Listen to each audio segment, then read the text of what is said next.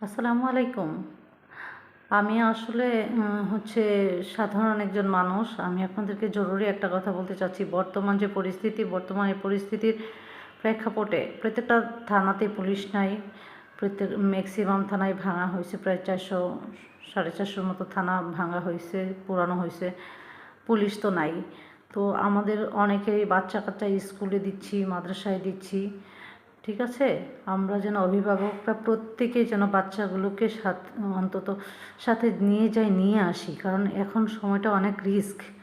আপনার বাচ্চা যদি মিসিং হয়ে যায় তাহলে আপনার কমপ্লেন করার জায়গা নেই, বা পুলিশ প্রশাসন কারো কাছে হেল্প করার কোনো ওয়ে নেই। ঠিক আছে? সো আমরা সবাই একটু সাবধান হই। চুরি ডাকাতি হচ্ছে, চতুর্দিকে চুরি ডাকাতি হচ্ছে, লুটপাট হচ্ছে। তো বললামই তো, আমি আমার আরেকটা ইয়েতে বলছি, আমরা শুধু বিজয় অর্জন করছি, আমরা এখনও স্বাধীন হইনি। ঠিক আছে? স্বাধীন হতে যেহেতু আমাদের একটু সময় লাগবে, আমাদের মাত্র অন্তর্বর্তীকালীন সরকার গঠন হয়েছে। ঠিক আছে?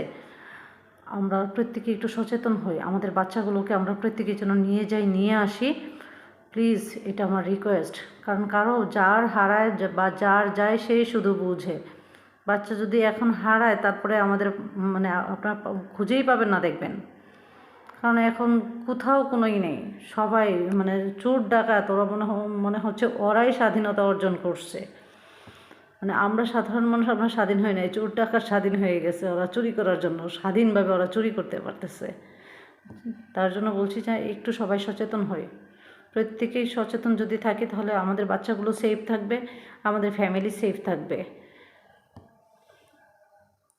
আসসালামু আলাইকুম।